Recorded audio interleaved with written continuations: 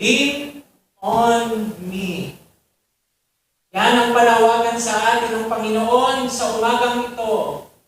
Kung tayo ay nahihirapan, kung tayo ay nakararanas ng mga pagsubok ng buhay, ipinapaalala sa atin ng Panginoon na hindi tayo nag-iisa at naririyan siya upang tayo'y kanyang alalayan. Amen?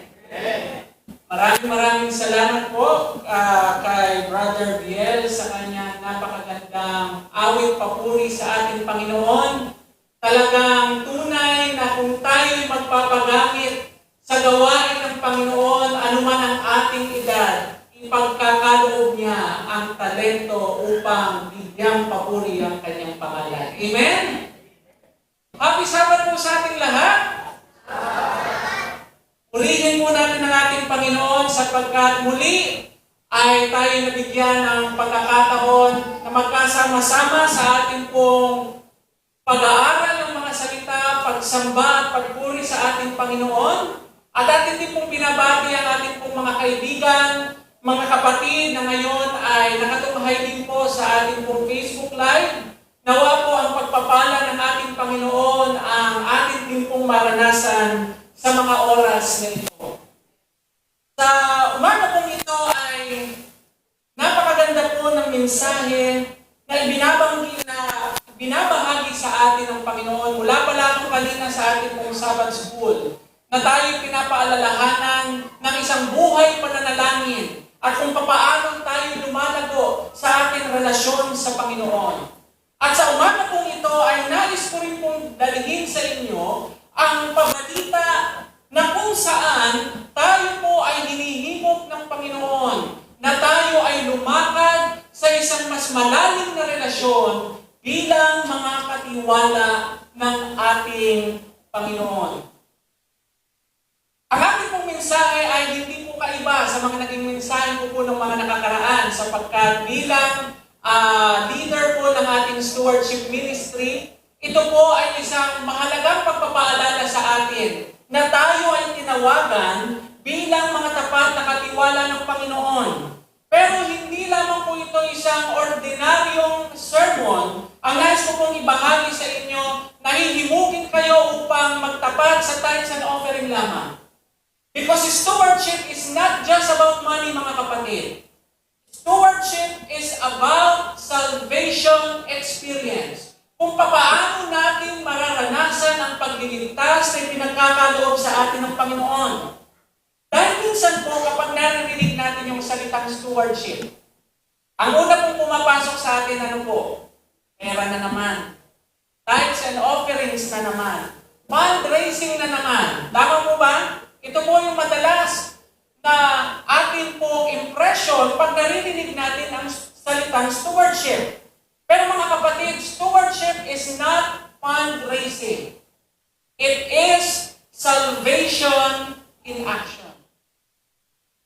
Ito po ay pagpapataas hindi po ng pananalapi ng iglesia, kundi ito po ay pagpapataas ng pananampalataya natin sa ating Panginoon. It is not fundraising, it is faith raising. Amen?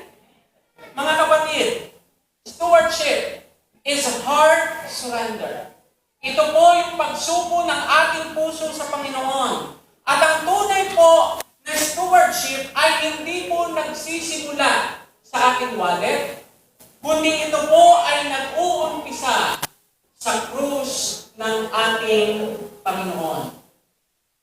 Kaya naman po sa umagang ito, nais ko po kayong imbitahan ulit na buksan po ninyo ang inyong pong mga Biblia.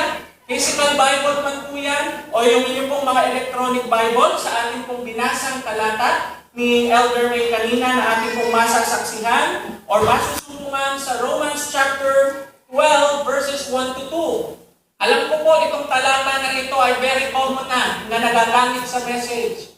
No? Si Pastor, favorite na verse ito ang Romans 12, 1 to 2. Pero nais po natin itong tignan sa isang aspeto ng pagiging katiwala.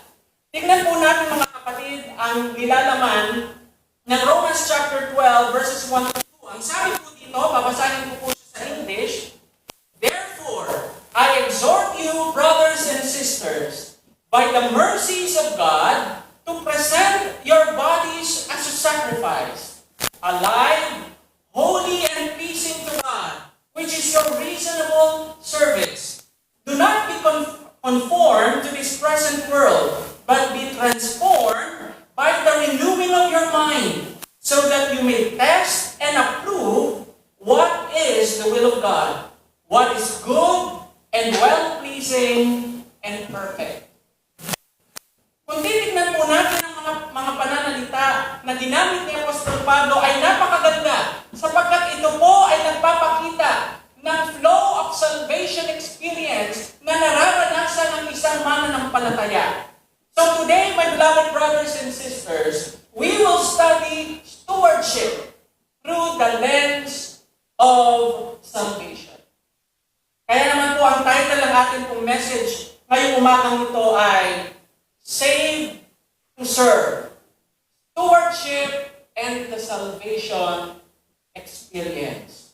Niligtas upang maglingkod, ang pagiging katiwala at ang ating karanasan ng kaligtasan.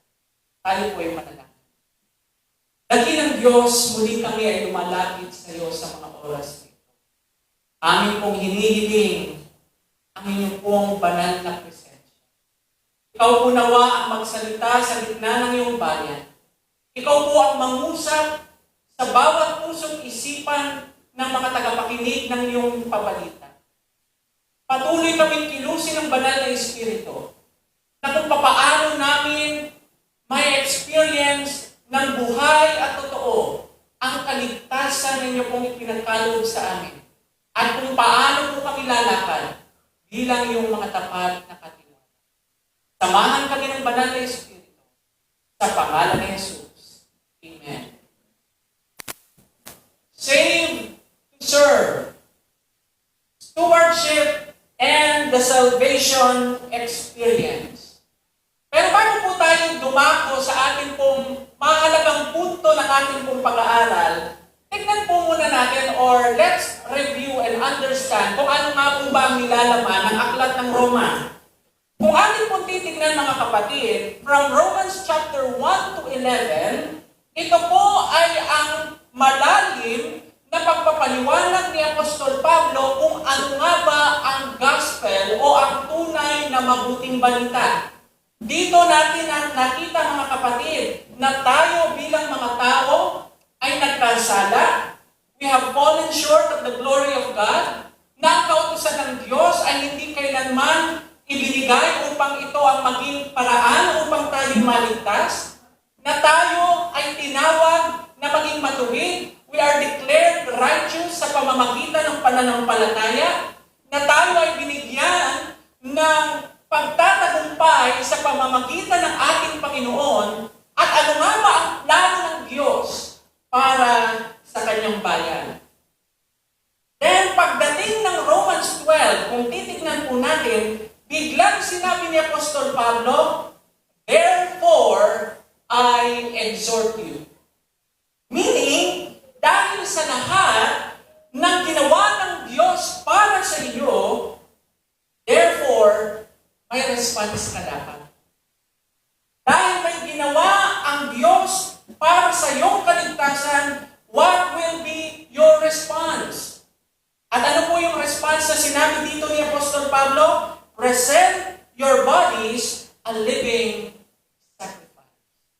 And that, mga kapatid, is what stewardship is all about.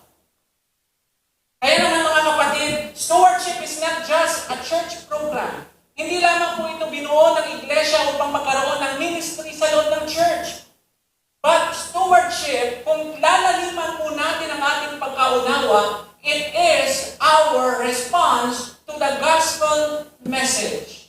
Ang tugon natin sa mabuting balita na ginawa ng Diyos para sa atin. Kaya sa umaga pong ito, nais ko pong ibahagi sa inyo ang tatlong mahalagang punto mula sa sipi ng Romans chapter 12 verses 1 to 2. And the first point that I want to share with you is that stewardship is made possible with justification. Naging posibleng muli sa atin na tayo maging tapat na katiwala ng Panginoon through justification. Tignan po muna natin muli yung first phrase ng Romans chapter 12, verse 1. Ano po ang sabi dito ni Apostol Pablo? Therefore, I exhort you, brothers and sisters, by the mercies of God. Ano po yung napansin natin dito mga kapatid? Hindi po sinabi ni Apostol Pablo dito that by the fear of punishment, or by the pressure of the church, or by the needs of the treasury department. Hindi po mga kapatid. Ano po ang sabi niya dito? By the mercies of God. Kaya mga minamahal na mga kapatid, stewardship begins with mercy. Ang pagiging katiwala ng Panginoon ay nagsisimula dahil una tayong tumanggap ng kaawaan at biyaya mula sa Diyos. Amen? And this mercy, mga kapatid, this grace that we have received from our Lord Jesus Christ is justification. Ang biyayang kaawaan na ito ang naging dahilan upang tayo ituring na matuwid sa harapan ng Diyos. Kaya sinabi ni Apostol Pablo in Romans chapter 5 verse 1, therefore, having justified by faith, we have peace with God. Kaya kung titignan po natin, justification means we are guilty, we are condemned, we deserve punishment from God. But Jesus took our place. And you are declared righteous. Tayo ay karapat-dapat na tumanggap ng parusa dahil tayo nagkasala. Ngunit nagpapasalamat tayo sapagkat dumating ang ating Panginoon upang ikaw at ako ay tubusin at ituring na matuwid dahil siya ang kumuha ng ating posisyon upang tayo maging matuwid sa harapan ng Panginoon. We are justified hindi dahil mabait tayo. We are not justified dahil nag-tithes and offerings tayo. Hindi mga kapatid. We are justified because of Jesus Christ. Kaya kung titignan po natin, sinabi pa mismo ni Apostol Pablo in Romans chapter 3 verse 24, being justified freely by His grace. Ito po ay walang bayad na ipinagkaloob sa atin ng ating Panginoon. So the first truth, mga kapatid, na sinasabi sa atin ng ating pag-aaral is that stewardship is not the price of salvation. Hindi ang pagiging katiwala ang presyo ng ating kaligtasan, but it is the result of our salvation experience. Kaya binabanggit sa atin ng ating pag-aaral that you don't give to be saved. You give because you are saved. Hindi tayo nagbibigay tuwing araw ng Sabat, hindi tayo nagkakaloob, ibinabalik ang mga ikapot handog dahil ito ay paraan upang iligtas tayo ng Panginoon. No, mga kapatid. We give because na-experience muna natin ang pagliligtas ng Panginoon. Amen? Kaya kung titignan natin mga kapatid, the cross is the foundation of stewardship. Kung gusto natin malaman kung paano tayo magiging tapat na katiwala sa harapan ng Panginoon, look at the cross. Doon natin itingin mga kapatid ang ating mga paningin sapagkat doon itinuturo ang tunay na pagiging katiwala.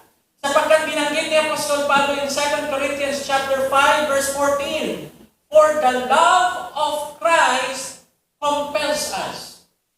Ibig sabihin mga kapatid, ang pag-ibig ng Diyos, ang pag-ibig ng ating Panginoong Jesucristo, ang siyang nag-uudyok sa atin, ang siyang nagtutulak sa atin. It is not by guilt, it is not by fear. Mga kapatid, malinaw na ang pag-ibig ni Kristo ang nagtutulak sa atin upang maging tapat na katiwala ng ating Diyos. Kaya nga mga kapatid, if a person is truly justified, kung siya ay nagsasabing siya ay ginaling matuwid ng ating Panginoon, he will say, Lord, my life. Panginoon, ang buhay ko ay iyo sapagkat tinanggap ko ang biyaya at kaawaan na nanggagaling sa iyo. Ipinapaalala sa atin mga kapatid ng banal na kasulatan na tayo ay binili sa isang halaga. Mga kapatid, ang bawat isa sa atin ay hindi cheap. Hindi tayo binili sa napakababang presyo, mga kapatid. Tayo ay binili sa isang napakahalaga na napakataas, mga kapatid, sapagkat ito'y mismo buhay at dugo ng ating tagapagligtas. At ang katunayan ng resibo ng pagkabili sa atin sa napakataas na halaga ay ang cross mismo ng ating Panginoong Hesus. Kaya naman sinabi sa atin mula sa likod ng Panginoon, from the Spirit of Prophecy sa Counsels on Stewardship, page 14, ang sabi po dito ng likod ng Panginoon, the Spirit of liberality is the Spirit of heaven. Christ's self-sacrificing love is revealed upon the cross. Ang espiritu ng pagiging mapagbigay ang siyang espiritu ng langit at ang ginawang sakripisyo at pag-ibig ni Kristo ay pinatunayan at nahayag sa krus ng Kalbaryo. Kaya naman, if Christ gave Himself on the cross, then generosity is the language of heaven. Ang naiintindihang lingwahe ng langit ay ang pagiging mapagbigay sapagkat ang Diyos mismo ang unang nagbigay. Amen? Tingnan po natin ang isang simple illustration, mga kapatid. Imagine po ninyo, may isa pong taong nahatulan sa korte. Guilty. Wala siyang pambayad. Wala siyang pang-bail para sa kanyang kaso. Then may biglang lumapit po sa kanya na isang tao, hindi naman niya kilala. Pero sinabi sa kanya, bayad ka na. Makakalaya ka na. Sa tingin niyo mga kapatid, ano yung magiging response ng nakakulong o yung sinintensyahan?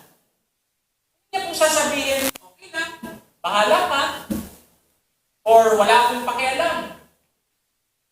Pero dahil merong nagbayad para sa kanya, ang magiging response niya mga kapatid, thank you. Dahil dito, magbabagong buhay. Mga minamahal na mga kapatid, that is stewardship. Kung atin pong titignan, and when we realize that Christ paid everything at the cross, tayo mamumuhay ng ating pagsarili naman.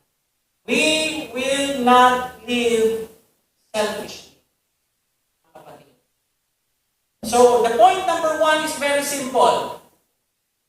Kung ating pong titignan ang mensahe sa unang punto, before God asks for your tithe, God asks for your heart. Bago hilingin ng Diyos ang pagbabalik ng ikaput handog, ang unang hinihingi ng Panginoon ay ang ating Diyos. God is asking for our heart. Because if God has your heart, He will also have your hands. He will also have your time. And He will also have your talents and your treasure, mga kapatid. Lahat ay ipangkakaloob natin pabalik sa Panginoon. So the point number 1, mga kapatid, is that stewardship is made possible again because of justification. But mga kapatid, salvation does not end at forgiveness. Hindi lamang nagtatapos ang buhay o ang karanasan ng kaligtasan sa pagpapatawad ng Diyos sa atin. Because God does not only pardons us, hindi lamang nagpapatawad ang Diyos sa atin, but He also transforms us. And that brings us to our second point na sinasabi sa atin that stewardship is the fruit of sanctification. Na pagiging katiwala ay bunga ng pagpapakabanal.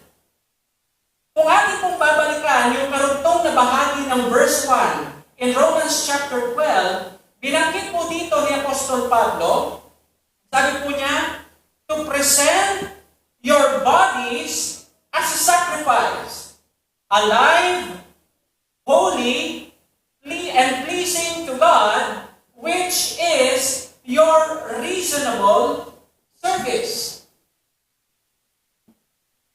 Kung titignan po ninyo, ang sinabi ni Apostol Pablo is to present your bodies, na ating ihandog ang ating mga katawan. Hindi po sinabi ni Apostol Pablo na ihandog ninyo ang inyong mga salapi, na inyong ihandog ang inyong mga tithes and offering envelope. Kundi ang sinabi niya na ihandog ang ating mga katawan. It means, mga kapatid, that Christianity is not a part-time.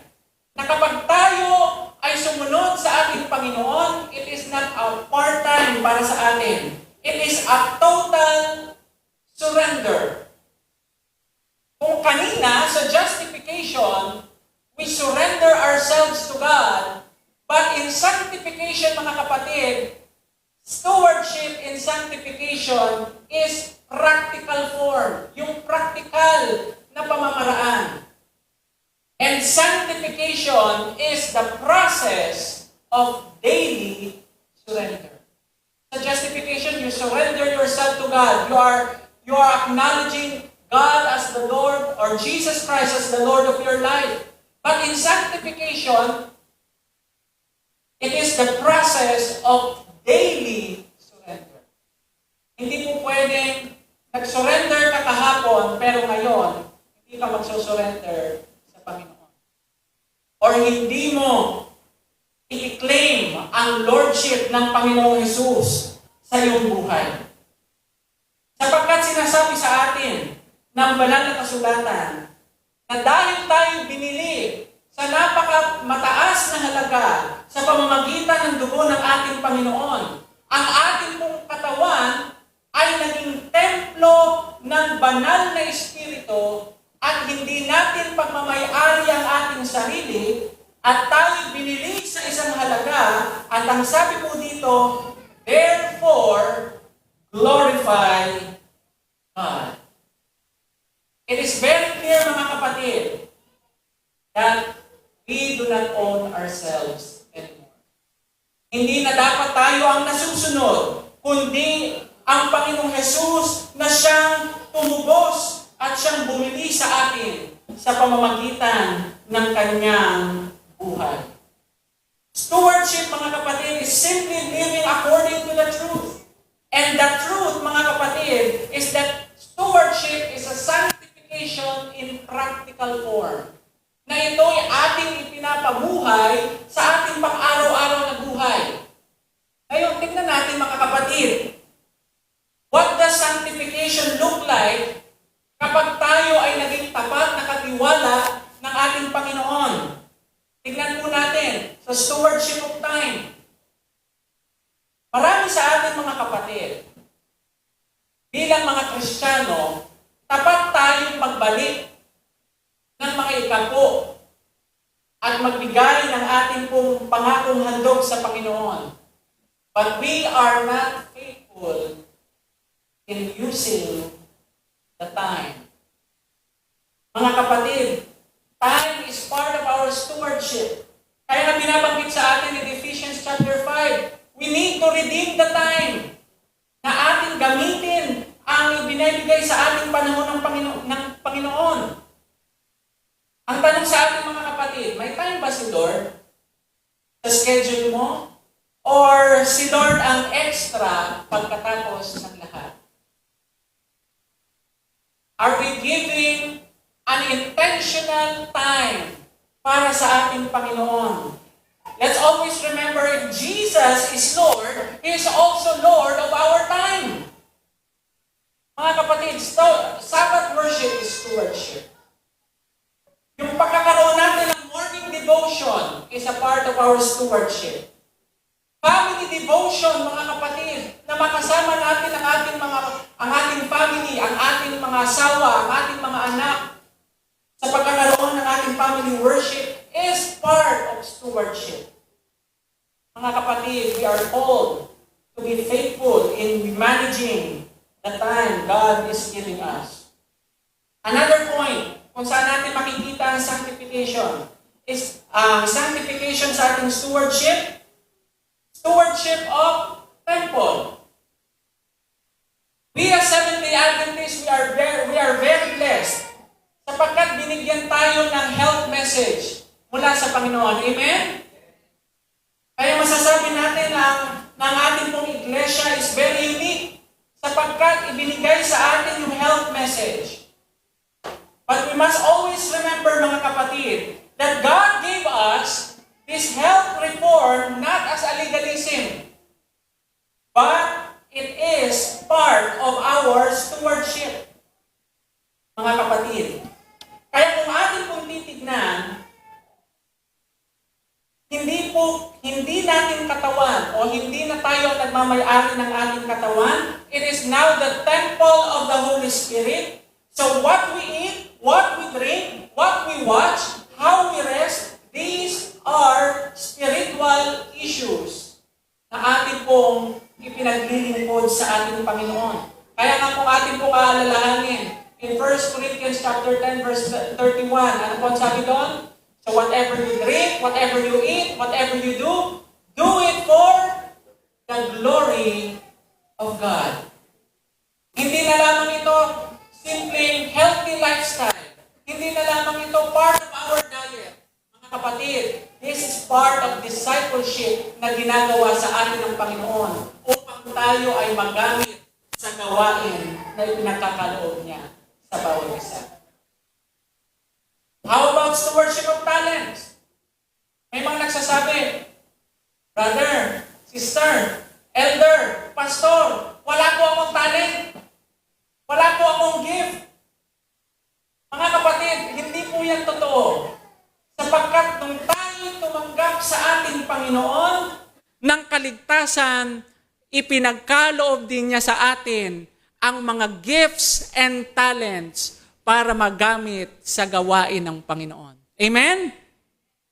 Kaya nga sabi niya in 1 Peter chapter 4 verse 10, as every man has received the gift, even so minister. Kung tayo'y tumanggap ng mga kaloob, atin itong ipaglingkod. Mga kapatid, we have the voice to sing. We have the hands to help.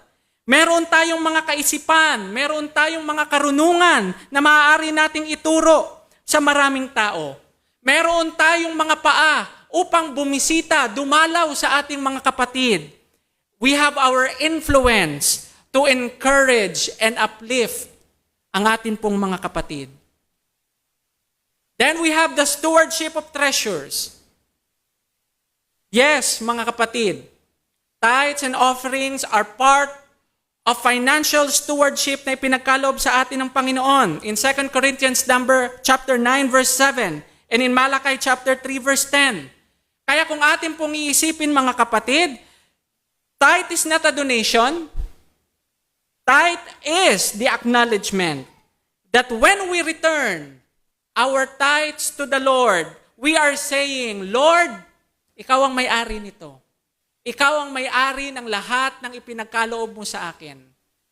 And when we give our promise offering, it is our love response sapagkat naranasan natin ang mayamang pag-ibig sa atin ng Panginoon.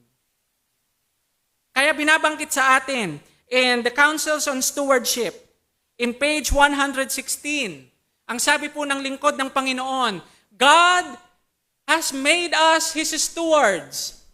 He has entrusted us with money, time, and strength, and the talents, and the faculties of the mind.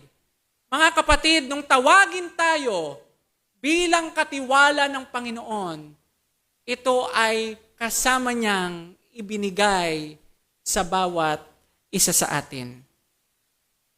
Let me give you a simple illustration, mga kapatid. Imagine niyo po, nagtatrabaho po kayo as a cashier sa isang groceryhan, sa isang malaking tindahan.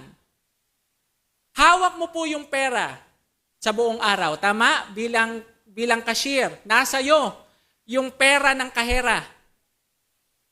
We are the managers ng pera na nandoon sa loob ng cashier box.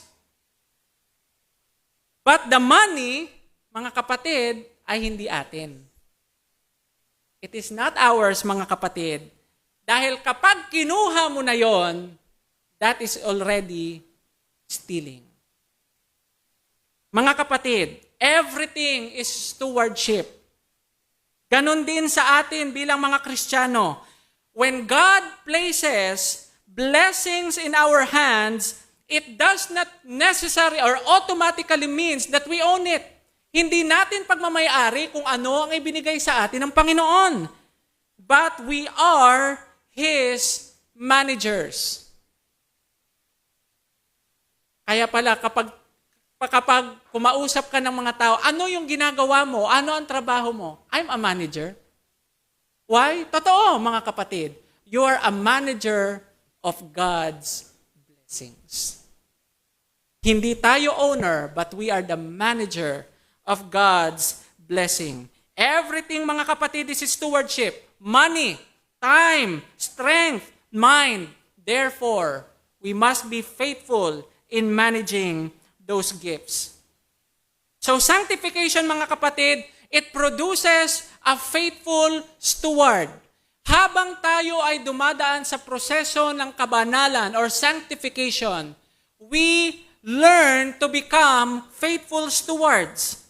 And a sanctified Christian is not only faithful kapag umaattend ng mga church services. Hindi ka nagiging faithful dahil nakasamba ka lang tuwing araw ng Sabat. Nagiging faithful ka sa Panginoon because you practice the lifestyle of a faithful steward. Amen?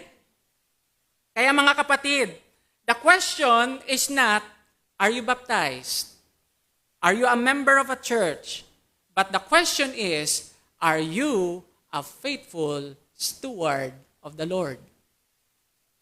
Because sanctification, mga kapatid, is clearly seen in faithfulness, sa pagiging tapat na katiwala ng ating Panginoon. Now, balikan natin, mga kapatid. The point number 1, justification produces surrender. Point number 2, sanctification produces faithfulness sa atin bilang mga katiwala. But the point number 3 is very powerful because stewardship is not only about today, but it is about eternity. Hindi lamang nakakaapekto ang pagiging katiwala natin sa kung ano ang buhay natin sa mundong ito, but it will also affect our eternity because stewardship is directed by glorification. Nakita po ninyo, mga kapatid, sa ang stewardship ay na-experience sa salvation experience ng isang Kristiyano, justification, sanctification, and right now, mga kapatid, is glorification. Kung titignan po natin, mga kapatid, sinabi ni Apostol Pablo in verse 2, in Romans chapter 12, ano po ang sabi niya dito? Do not be conformed to this present world, but be transformed by the renewing of your mind, so that you may test and approve what is the will of God, what is good and well-pleasing and perfect. Kung atin pong titignan, mga kapatid, transformation means you don't think like the world anymore. Kapag tayo po pala ay binabago ng Panginoon, hindi na tayo nag-iisip na kagaya ng mundo. Because, ano po ang hinihintay ninyo? Yung glorification na ipinangako ng Diyos sa bawat isa po sa atin. Kaya kung titignan niyo po sa talata, yung word na transformation, it comes from the Greek word metamorpho. Doon po nanggaling yung word na metamorphosis. Naalala niyo po yung sa science, no, yung caterpillar, magdadaan sa proseso ng metamorphosis, from caterpillar nagiging butterfly. Ang proseso po noon mga kapatid, transformation from one position to another, ang tawag po doon ay metamorphosis. Ganon din mga kapatid, ang ginagawa sa atin ng Panginoon, yung transformation from one point to another. Kung atin pong titignan, mga kapatid, sinabi sa atin ng banal na kasulatan na hindi lahat ay matutulog. Hindi lahat ay makakaranas ng kamatayan. Pero lahat tayo ay babaguhin. We shall all be changed. And that is glorification, mga kapatid. Jesus is coming. Naniniwala po tayo, amen? Na darating ang Panginoon, na ang mga patay ay muling babangon at ang mga buhay na mga banal ay dadalhin kasama niya. And that is the Adventist hope. Iyan ang pag-asang ating hinihintay bilang mga mananampalataya. So the question is, kung tayo pala'y naniniwala na malapit nang dumating ang ating Panginoon, then how should we live? Papaano nga ba dapat tayong mabuhay? Dapat mga kapatid ay magkaroon tayo ng tinatawag na heaven-minded stewardship. At ito po mismo ay itinuro sa atin ng Panginoon in Matthew chapter 6 verses 19 to 21. Na ang sabi niya po doon, lay up not your treasures upon earth. Na huwag tayong mag-impok ng kayamanan dito sa sanglibutan. At sinabi rin niya na kung saan naroroon ang iyong kayamanan, naroroon ang iyong puso. Where your treasure is, there your heart be also. Nangangahulugan sa atin mga kapatid, sa ating paggasta, sa ating pag-spend, it will reveal our heart. Ang tanong sa atin mga kapatid, papaano po natin ginagamit at ini-spend ang pagpapalang ipinagkaloob sa atin ng Panginoon? Let us all remember that this world is temporary. Cars will rust. Ngayon nga mga kapatid, buti nga bumaba na ang gas. Marami ngayon nag-electric car. But let's always remember, cars will rust. Maluluma at kakalawangin yan. The houses will collapse. Money will burn. But we'll always remember, souls na mailalapit natin sa Panginoon will last forever. Ang mga kaluluwang nakarinig ng pabalita ng pag-asa na darating muli si Jesus, yun mga kapatid, ay walang katumbas na anumang halaga. So glorification will produce a mindset of eternity. Doon nakatuon ang ating mga kaisipan. And because Jesus is coming soon, the Christian invest in eternity. Naalala ko po tuloy mga kapatid yung nabasa kong isang aklat na isinulat ni Randy Alcorn na ang sabi niya, hindi mo madadala sa hukay ang iyong kayamanan. Pero kaya mong i-invest in advance at ipadala sa langit ang iyong kayamanan. Papaano mga kapatid? Papaano natin magagawa ito? As a glorification-minded Christian will invest in the mission, in the Christian work, in evangelism, sa pagtulong sa gawain ng ministeryo ng Panginoon, sa pamamagitan ng mga literature na ipinamamahagi natin sa ating pong mga kapwa at sa pagsuporta sa gawain ng ating Panginoon. Mga kapatid, anumang ministry sa loob ng iglesia, that, mga kapatid, is a heavenly minded investment. Kagaya ng ating pong ginagawa, meron po tayong paaralan na ginagamit ng Panginoon upang magdala ng mga kabataan, mailapit sa ating Panginoon at magamit sa gawain niya. Atin po itong suportahan, mga kapatid. Maraming mga ministry sa loob ng iglesia. Sabbath school, we have our men's ministry, community services, mga kapatid. Those are heavenly minded investment na ito ay magdadala ng maraming kaluluwa para sa ating Panginoon. Because let's always remember, we are going home soon. At ang message natin, mga kapatid, na dala-dala ng tatlong anghel, in Revelation chapter 14 verses 6 to 7, fear God and give glory to Him, for the hour of His judgment has come.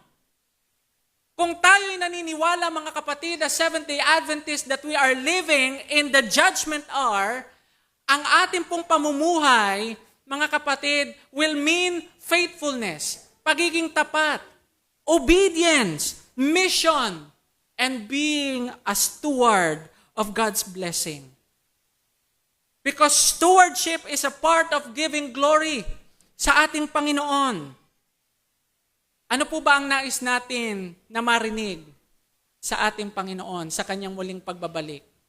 Kagaya ng parable ng Panginoon sa parable of the talents. Ano po ang sinabi ng master doon sa mga nagtapat? Ano po ang sabi niya? Well done, thou good and faithful servant. Hindi naman po niya sinabi na well done, thou famous servant. Hindi rin niya sinabi, mga kapatid, well done, thou rich servant. Pero ang sinabi niya, mga kapatid, well done, thou good and faithful servant. In the last days, mga kapatid, the reward is based on faithfulness. Hindi dahil sa kung magkano ang meron ka ngayon, but how faithful you were with what you had.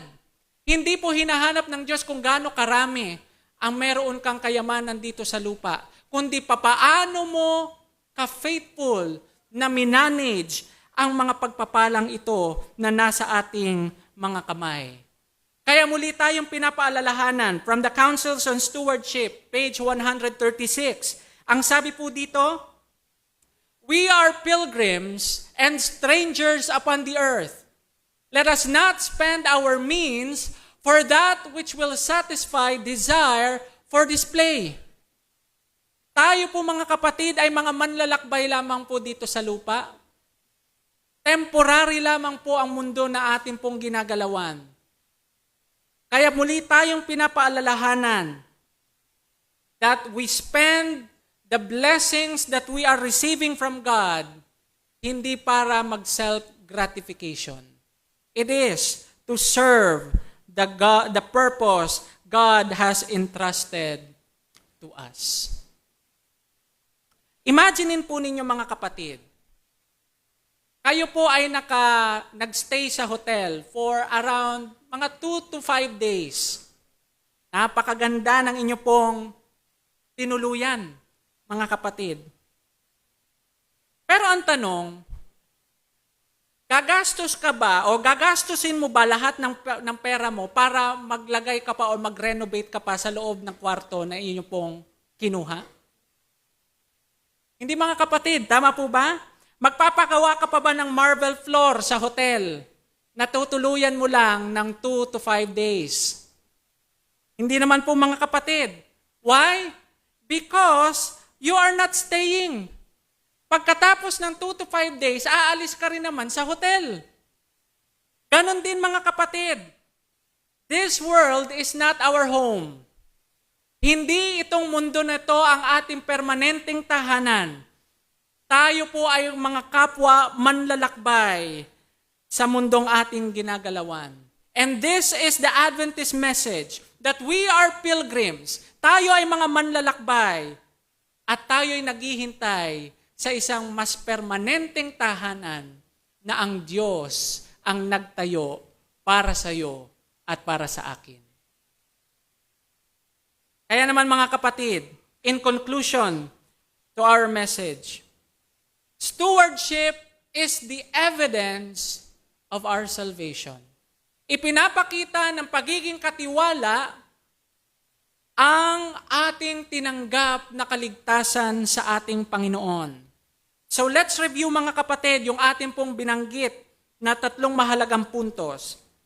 Number 1, justification. Sinasabi lamang po sa atin ito, I am forgiven, therefore I surrender. We surrender to the Lordship of Christ. In sanctification, sinasabi po sa atin, I am being transformed, therefore I manage faithfully. Imamanage ko na may buong katapatan ang ipinagkatiwala ng Panginoon sa akin. And in glorification, I am going home soon. Therefore, I invest for eternity. Mga kapatid, the cross is the best stewardship sermon when it comes to salvation. Bakit ko po nasabi yan mga kapatid? Because at the cross, hindi lamang po 10% ang ibinigay ng Panginoong Jesus, but He gave 100%. He gave His blood. He gave His body. He gave His life for you and for me. So stewardship is not about giving money. It is about responding to the cross of Calvary. Kaya naman mga kapatid, I want to ask you today, have you truly surrendered your heart to the Lord? Maybe you're in church, but your heart is not totally surrendered. Jesus is calling you today, my son, my daughter, give me your heart. At sa ating mga kapatid, maybe you feel that you are justified, you are declared righteous by faith, but you are struggling na magtapat sa ating Panginoon when it comes to time, when it comes to health, when it comes to your habits, sa mga priorities natin sa araw-araw. Today, Jesus is saying, let me sanctify you. Let me help you to be faithful. And thirdly, naniniwala ba tayo na malapit nang bumalik ang ating Panginoon? If you believe, you live for eternity. Mga kapatid, don't live like the world. Live like someone who is waiting for Christ. Because He is waiting for us na ibigay yung fullness ng salvation at dalhin tayo sa Kanyang ipinangakong bagong langit at bagong lupa. Let me end my message with the message from 1 Corinthians chapter 4 verse 2. Ang sabi po dito, moreover, it is required in stewards that a man be found faithful. Not successful, not rich, not popular, but faithful. Nawa mga kapatid, maging buhay ang salvation experience habang tayo'y lumalakad sa mundong ito at tayo'y tinatawag na maging tapat na katiwala. Tayo'y manalangin. Amang banal, buti mo po sa bawat isa sa amin. Salamat sapagkat mula sa pagiging alipin ng kasalanan, muli mo kaming tinawag at ibinalik sa estado ng pagiging katiwala. Salamat sa kaligtasan na inyo pong ipinagkaloob sa amin. Salamat sapagkat sa pamamagitan ng aming pagtitiwala sa ginawa ng aming Panginoong Hesus sa krus ng Kalbaryo, kami inyong itinuring na matuwid at kami ay inyo pong inirestore sa pagiging katiwala. Tulungan niyo po kami na sa aming araw-araw na pamumuhay, kami ay lumakad ng may kabanalan. Sanctify us. Help us to overcome sa lahat ng temptations ng buhay na ito. Na kami ay maging tapat sa lahat ng aspeto ng inyo pong mga pagpapala sa amin. Hindi lamang sa pinansyal, hindi lamang sa aming kalusugan, hindi lamang sa panahon, kundi sa lahat ng mga pagpapalang ipinagkakatiwala nyo sa amin. At tulungan nyo po kami na i-invest ang mga pagpapalang ito for eternity, magamit sa pagdadala ng maraming kaluluwa na tatanggap sa iyo at mahahandang ikaw ay salubungin sa mga alapaap ng lupa at kami ay dadalhin sama-sama sa bagong langit at bagong lupa na inyo pong inihahanda sa bawat isa sa amin. Salamat po ng marami sa iyong kaligtasan. Salamat sa pagkatawag sa amin bilang mga katiwala.